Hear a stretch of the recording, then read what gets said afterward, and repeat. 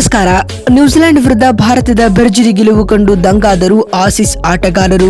ನಂತರ ನೀಡಿದರು ದೊಡ್ಡ ಹೇಳಿಕೆ. ಹಾಗಾದರೆ ಸುದ್ದಿಯ ಸಂಪೂರ್ಣ ಮಾಹಿತಿ ಏನು? ಅಷ್ಟಕ್ಕೂ ಕಿವೀಸ್ ವಿರುದ್ಧ ಭಾರತ ಗೆದ್ದ ಬಳಿಕ ಆಸೀಸ್ ಆಟಗಾರರು ಹೇಳಿದ್ದೇನು ಗೊತ್ತಾ? ಹೀಗೆ ಇದರೆಲ್ಲದರ ಬಗ್ಗೆ ಇವತ್ತಿನ ಈ ಒಂದು ವಿಡಿಯೋದಲ್ಲಿ ಸಂಪೂರ್ಣವಾಗಿ ತಿಳಿಸ್ಕೊಡ್ತಾ ಹೋಗ್ತೀನಿ. ಆದ್ದರಿಂದ ದಯವಿಟ್ಟು ಈ ವಿಡಿಯೋವನ್ನು ಕೊನೆವರೆಗೂ ನೋಡಿ. ಆದರೆ ಅದಕ್ಕಿಂತಲೂ ಮುನ್ನ ನೀವು ಕೂಡ ಟೀಮ್ ಇಂಡಿಯಾದ ಅಭಿಮಾನಿಗಳಾಗಿ ಈ ವಿಡಿಯೋವನ್ನು ನೋಡುತ್ತಿದ್ದರೆ ತಪ್ಪದೆ ಈ ಕೂಡಲೇ ಈ ವಿಡಿಯೋಗೊಂದು ಲೈಕ್ ಮಾಡಿ ಮತ್ತು ನಮ್ಮ ಚಾನೆಲ್ಗೊಂದು ಸಬ್ಸ್ಕ್ರೈಬ್ ಮಾಡಿ. ಅದೇ ರೀತಿ ಈ ಬಾರಿಯ ಚಾಂಪಿಯನ್ಸ್ ಟ್ರೋಫಿಯನ್ನು ಯಾರು ಗೆಲ್ಲಬಹುದು ಎನ್ನುವುದನ್ನು ಕಾಮೆಂಟ್ ಮಾಡುವ ಮೂಲಕ ತಪ್ಪದೆ ತಿಳಿಸಿ.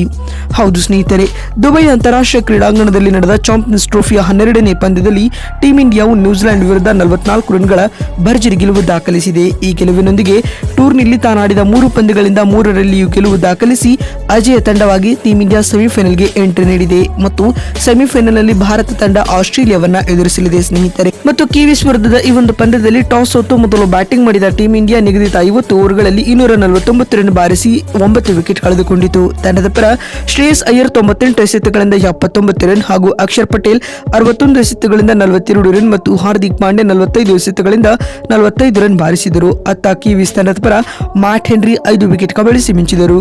ಪಂದ್ಯ ಗೆಲ್ಲಲು 250 ರನ್ಗಳ ಗುರಿಯನ್ನ ಬೆನ್ನಟ್ಟಿದಂತ ಕಿವೀಸ್ ತಂಡಕ್ಕೆ ಭಾರತದ ಬೌಲರ್ಗಳು ಶಾಕ್ ನೀಡಿದರು.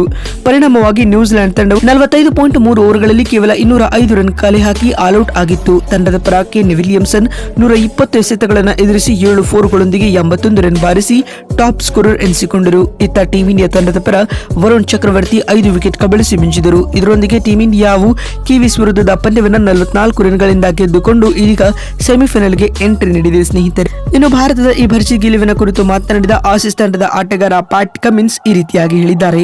ಇಲ್ಲಿವರೆಗೂ ನಮ್ಮ ತಂಡದ ಪ್ರಯಾಣ ಉತ್ತಮವಾಗಿತ್ತು, ಆದರೆ ಸೆಮಿಫೈನಲ್ನಲ್ಲಿ ಟೀಮ್ ಇಂಡಿಯಾವನ್ನ ಸೋಲಿಸುವುದು ಕಷ್ಟ, ಏಕೆಂದರೆ ಇದು 2023ರ ODI ವಿಶ್ವಕಪ್ ಅಲ್ಲ. ಹೀಗಾಗಿ ನಾವು ಎಚ್ಚರಿಕೆಯಿಂದ ಆಡಬೇಕು ಎಂದು ಪ್ಯಾಟ್ ಕಮಿನ್ಸ್ ಹೇಳಿದ್ದಾರೆ. ಮತ್ತು ಮಾತು ಮುಂದುವರಿಸಿದ ಅವರು, ನಾನು ಆಡಿದರೆ ಟೀಮ್ ಇಂಡಿಯಾವನ್ನ ಈ ಪಂದ್ಯದಲ್ಲಿ ಸೋಲಿಸುತ್ತಿದ್ದೆ ಎಂದು ತಿಳಿಸಿದ್ದಾರೆ.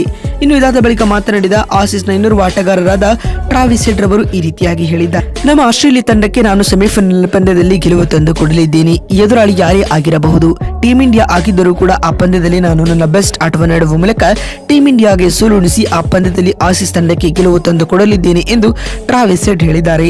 ಮತ್ತು ಮಾತು ಮುಂದುವರಿಸಿದ ಅವರು, ಭಾರತ ವಿರುದ್ಧ ಆಡುವುದು ನನಗೆ ಯಾವಾಗಲೂ ವಿಶೇಷ ಖುಷಿ ನೀಡುತ್ತದೆ ಮತ್ತು ಟೀಮ್ ಇಂಡಿಯಾವನ್ನ ನಾವು ಸುಲಭವಾಗಿ ಸೋಲಿಸಲಿದ್ದೇವೆ ಎಂದು ಹೇಳುವ ಮೂಲಕ ಸ್ಫೋಟಕ ಹೇಳಿಕೆಯನ್ನ ಟ್ರಾವಿಸ್ ಹೆಡ್ ನೀಡಿದ್ದಾರೆ. ಮತ್ತು ಇದಾದ ಬಳಿಕ ಮಾತನಾಡಿದ ಆಸೀಸ್ ತಂಡದ ಕ್ಯಾಪ್ಟನ್ ಸ್ಟೀವ್ ಸ್ಮಿತ್ ಈ ರೀತಿಯಾಗಿ ಹೇಳಿದ್ದಾರೆ. ಸೆಮಿಫೈನಲ್ ನಲ್ಲಿ ನಾವು ಟೀಮ್ ಇಂಡಿಯಾವನ್ನ ಎದುರಿಸಲಿದ್ದೇವೆ, ಆದರೆ ಇದು ಪಂದ್ಯ ದುಬೈನ ಈ ಸ್ಲೋ ಟ್ರ್ಯಾಕ್ ಪಿಚ್ ನಲ್ಲಿ ನಡೆಯಲಿದೆ. ಈ ಪಿಚ್ ಹೇಗೆ ವರ್ತಿಸಬಹುದು ಎನ್ನುವುದು ನಮಗೆ ತಿಳಿದಿಲ್ಲ, ಆದರೆ ಟೀಮ್ ಇಂಡಿಯಾ ಇಲ್ಲಿಯೇ ಕಳೆದ 3 ಪಂದ್ಯಗಳನ್ನು ಆಡಿ ಆ 3ರಲ್ಲಿಯೂ ಗೆಲುವು ದಾಖಲಿಸಿದೆ. ಇದು ಭಾರತಕ್ಕೆ ಅಡ್ವಾಂಟೇಜ್ ಆಗಲಿದೆ ಎಂದು ಹೇಳುವ ಮೂಲಕ ಸ್ಟೀವ್ ಸ್ಮಿತ್ ನೀಡಿದ್ದಾರೆ. ನೋಡಿದ್ರಲ್ಲ, ಕಿವೀಸ್ ವಿರುದ್ಧ ಭಾರತ ಗೆದ್ದ ಬಳಿಕ ಆಸೀಸ್ ಆಟಗಾರರು ಹೇಳಿದ್ದೇನು ಅಂತ ತಿಳಿಸಿಕೊಡುವ ನಮ್ಮ ಈ ಪ್ರಯತ್ನ ನಿಮಗೆ ಇಷ್ಟವಾಗಿದ್ದಲ್ಲಿ ತಪ್ಪದೆ ಈ ಕೂಡಲೇ ಈ ವಿಡಿಯೋಗೊಂದು ಲೈಕ್ ಮಾಡಿ. ಮತ್ತೊಂದು ವಿಡಿಯೋದಲ್ಲಿ ಸಿಗ್ತೀನಿ. ನಮಸ್ಕಾರ.